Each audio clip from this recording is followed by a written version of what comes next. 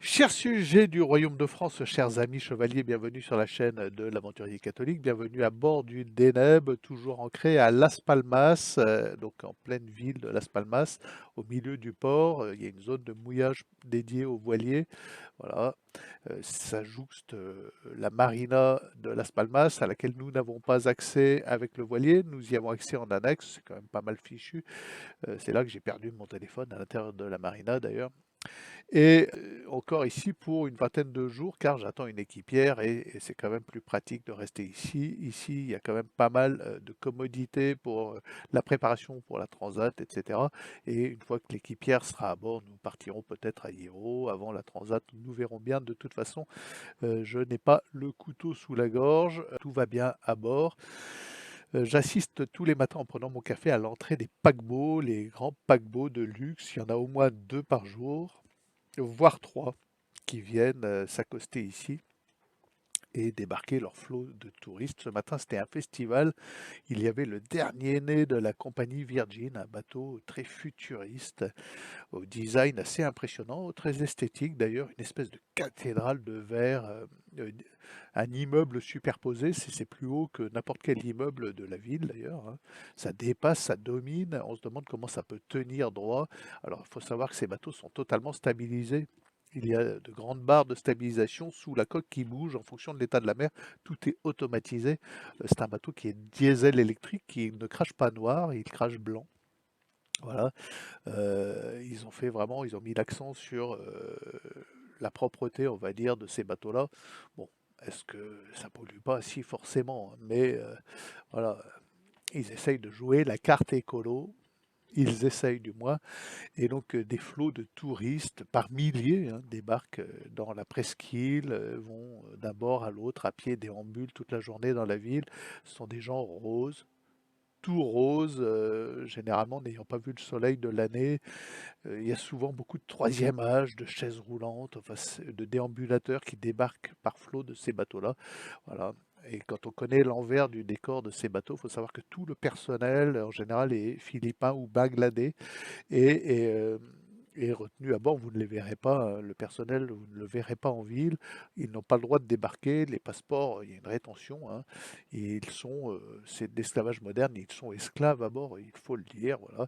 Et je pense que leur sort n'a rien à envier aux esclaves anciens, euh, aux Africains débarqués en Amérique.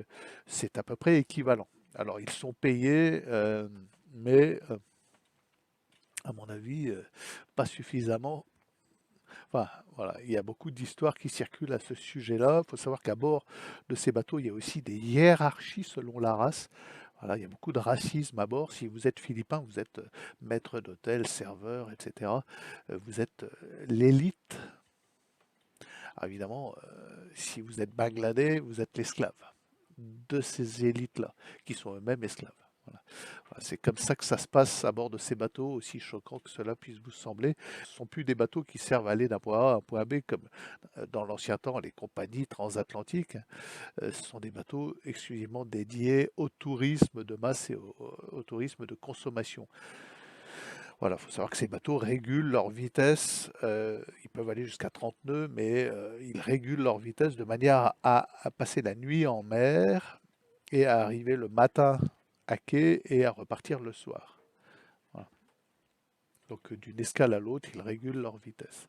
Et ils passent rarement plus de 2 nuits en mer. C'est très rare. Voilà, donc ils font de l'inter-île, ils vont voilà, entre les Canaries, les Açores, euh, rarement au Cap-Vert, parce que c'est pas forcément des destinations très touristiques. Et rarement ils ont à traverser l'Atlantique, ou s'ils le font, voilà, c'est en 4 jours maximum, 4-5 jours. Voilà, c'est très très rapide. Voilà. Mais c'est pas pour aller là-bas, c'est vraiment pour faire visiter ces îles. Alors il y a des spots comme ça, que ce soit en Grèce, en Turquie, ailleurs, il y a des spots où sont débarqués ces touristes de paquebots, avec toujours les mêmes populations d'esclaves à bord. C'est toujours les mêmes, hein. Voilà, ce sont des gens qui posent pas de problème. Bon, quoique leurs conditions de vie commencent à s'améliorer aussi. Donc voilà, c'est fluctuant. Voilà, c'était des populations des Seychelles autrefois, maintenant c'est des Philippins, beaucoup de Bangladais. Faut pas des gens trop colorés, hein. Voilà, faut pas d'Africains noirs. C'est comme ça que ça se passe, hein, sur ces bateaux-là. Et puis, vous voyez dans la ville beaucoup de serveurs. Voilà, le serveur de bar maintenant tatoué, c'est toléré, tatoué jusqu'au cou, mais sur ces bateaux, vous n'avez pas le droit d'exhiber un tatouage et vous ne serez pas embauché comme maître d'hôtel ou serveur si vous exhibez le moindre tatouage.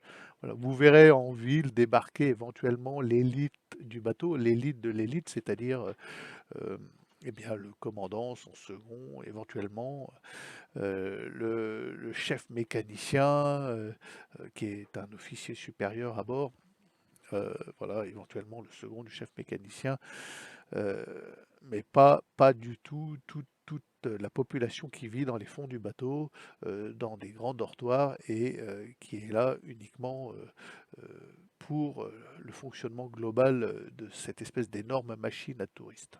Voilà. Alors, je ne porte pas de jugement, hein. C'est comme ça que ça fonctionne. Il faut le savoir, l'esclavage n'est pas aboli et c'est pas parce que ces gens ont des salaires qu'ils sont libres. Voilà.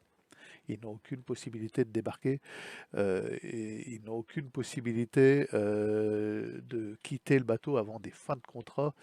Ils sont souvent à la limite du burn-out. Ils n'ont pas de loisirs, zéro loisir. Ils sont d'astreinte H24 et complètement soumis. Et les équipages, l'élite, la strasse, on va dire, de ces bateaux-là, a presque pouvoir de vie et de mort sur ces gens.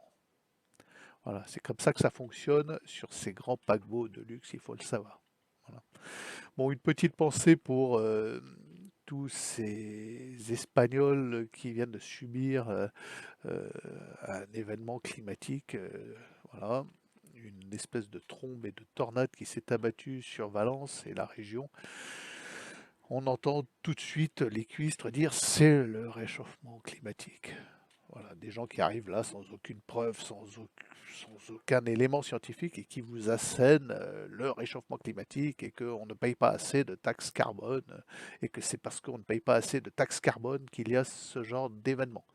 Il faut savoir qu'en Espagne, dans ces coins-là, ce sont des choses qui sont récurrentes, qui ne datent pas de la prise de conscience du réchauffement climatique anthropique, hein. Je mets des guillemets évidemment parce que je ne suis pas scientifique, mais mon petit doigt me dit que c'est de la vaste blague et que le climat est ce qu'il est. Voilà, que nous polluons, mais est-ce que la pollution crée des mouvements climatiques? Je n'en sais rien. Donc, une pensée pour tous ces gens qui perdent une fois de plus leur maison, leur voiture, des proches. Bon. Et il faut savoir quand même que Valence avait été réaménagée suite à la dernière inondation, je crois. C'est dramatique, c'était dans les années 80.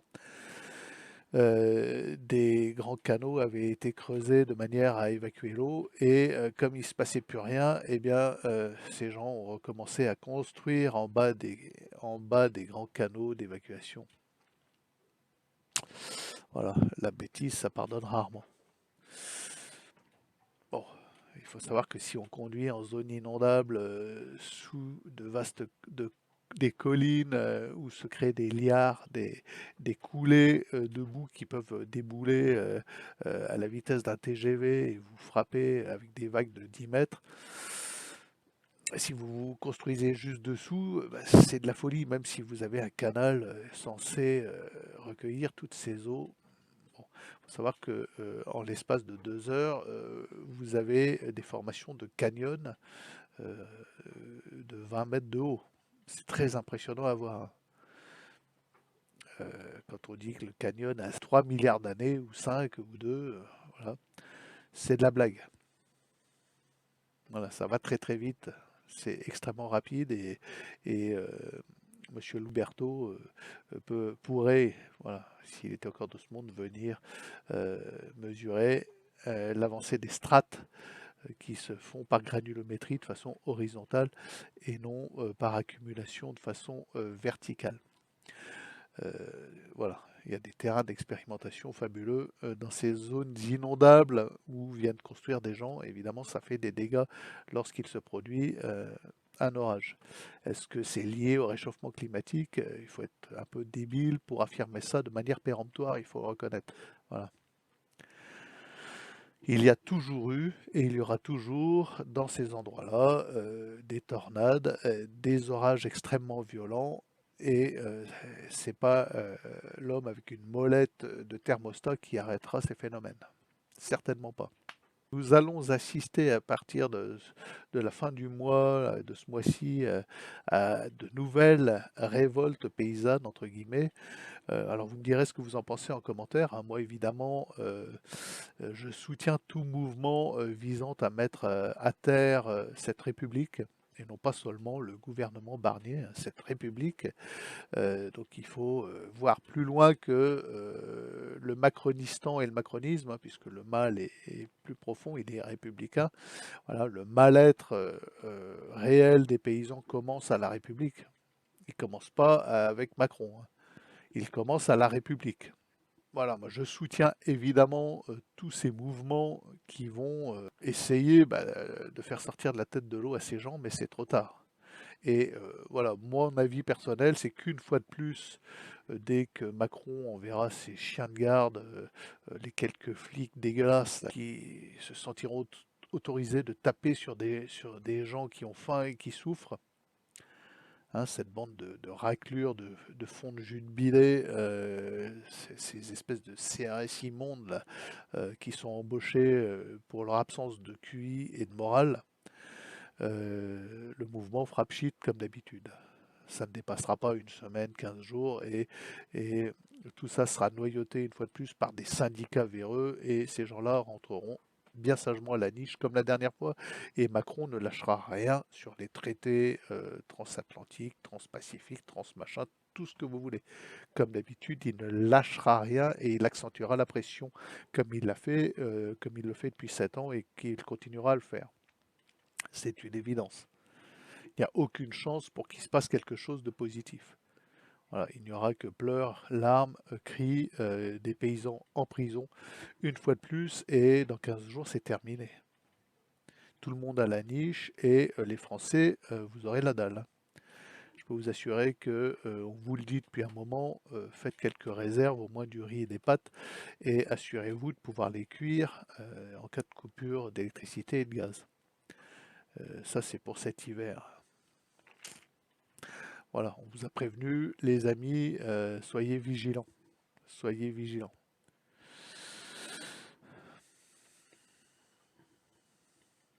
Abonnez-vous, à demain peut-être.